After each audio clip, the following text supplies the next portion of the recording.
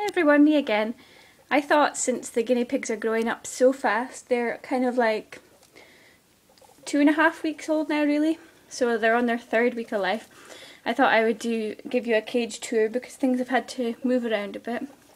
And we know now for sure who's who, who's boys and who's girls, and we've got 2 girls and 3 boys, and the boys are going to be separated this week because they've actually, well, you have to separate them around weeks 3 to 4, so they'll be separated at the end of the week.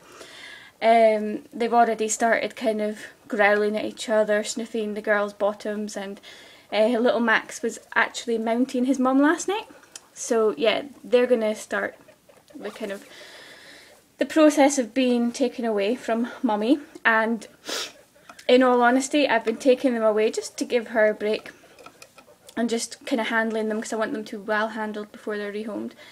And she absolutely loves her time away from them. I think she's kind of reaching the end of the line with them. She's had enough. So what we've done is brought back in, as you've seen before in a previous video, I think around about Christmas time, I had a 3-level cage. So what I've done is I haven't taken in 3 levels because it's not necessary. I've taken in 2 levels of the cage. If I stand away from it, you'll be able to see, because I've got it in the living room so that we can keep an eye on them. So there we go, that's 2 levels, and it's got casters at the bottom. Sorry, I'm a bit out of breath, it's the sawdust, I've got asthma. But yeah, so I'll show you what's going on. Like, up the top level is just set up for the 3 boys.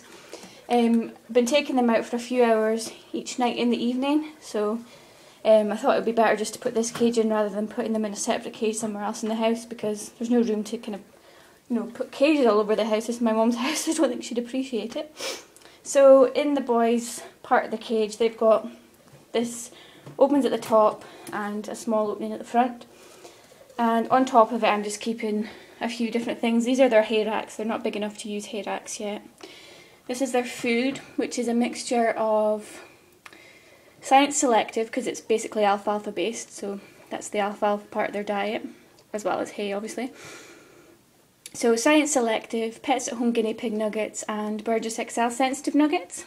And if anyone would like a review on the Burgess XL nuggets, well, I think I'm going to do one anyway. Basically, yeah, none of my guinea pigs eat them, and I would like to discuss that a little bit. I've got some of these complete food cubes. These I just bought as a treat, and I just put them into all the guinea pigs just to chew on. And they've got a spare cosy tunnel, a teddy that was in before Gypsy had her babies, it's obviously been washed, and a towel for when they're sitting on my knees, and hand gel because I always sanitise my hands before and after holding the babies. So in their cage they have a litter box because they've had a litter box since the day they were born, so it's better to keep encouraging them to use it whether the new owner does or not. So there's hay in there and a bit of a hay cookie. I guess it's probably a hamster kebab, but that's what it looks like to me. Kebab with chews on the end. And then it's a little pop-up tent, and what do you call it? Just these sticks for climbing over. And when I put them in, I put in a fresh bottle of water and a little bit of food. But they're only in for a few hours, so they don't need anything extensive. And the other thing I was going to say is they're back on sawdust, because I have no problem with it apart from my own breathing. It's as dust extracted as I can get. They were on Megazorb, but I don't know if it's, like, guinea pig's piddle doesn't usually smell or anything, but there was a really weird smell coming from it, and it's not the Megazorb smells fine, but it was just something to do with them on it, so we couldn't have that in the living room basically. So down in the bottom level, here's all the little monsters. They've got their water bottle. 2 of them have started drinking from it, so hopefully they all will, or the boys will have to have a water bottle. There's Mommy.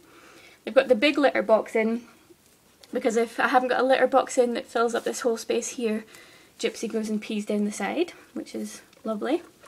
Another kebab up the back there, and a tunnel to play in because they're really, really playful now, popcorning and running around and things. Here's their food bowl down here. It's a nice ceramic puppy bowl so that they can, the babies can reach in it and things. And over here is their bed, as they've demonstrated. I've had to give them a bed. Well, this is actually the one they were born in. Aww. But they love their bed, they sleep in it at night, and when they're away from their mum, they're in the bed and she's in the litter box, so it's really cute. So that's all they've got in there, because obviously 5 babies and 1 mommy, that's enough. And this cage, although I think it comes across as quite small on camera, I'm not 100% sure. It's 140 by, I don't know what the kind of across the way is. About 2 foot probably, maybe a little bit less. So yeah, that's the cage. I thought you might like to see it, and if anyone's interested, I'll point out who's who. That one there, that's running away. No, there she is, with the brown stripe. That's Willow. That's a boy. This one here is Bramble, who's a girl, who we're keeping. This one in the bed with a little brown bum, that's Pixie, who we're also keeping. Goodness. And this one here, this is Max, who's a boy. And in the corner we have Leo, who's also a boy, and Gypsy, who is obviously a girl.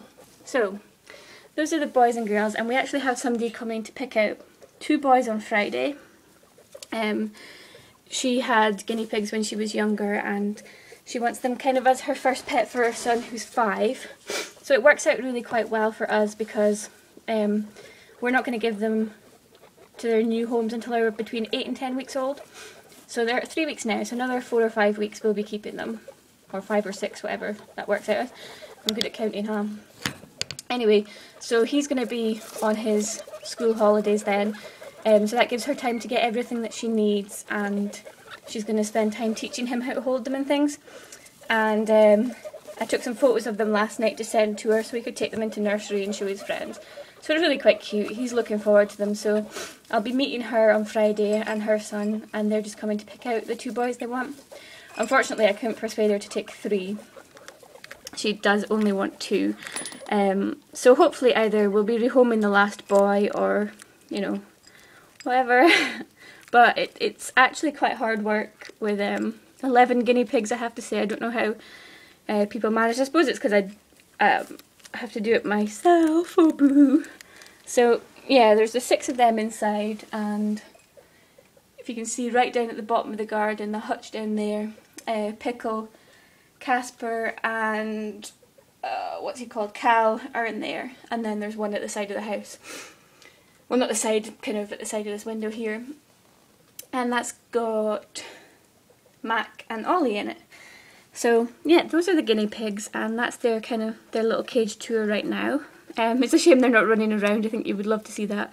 I'll maybe catch a video of that later. But anyway, I know how well I like watching cage tours, so I'm sure some of you do too. And I hope you enjoyed that, and I'll speak to you again soon.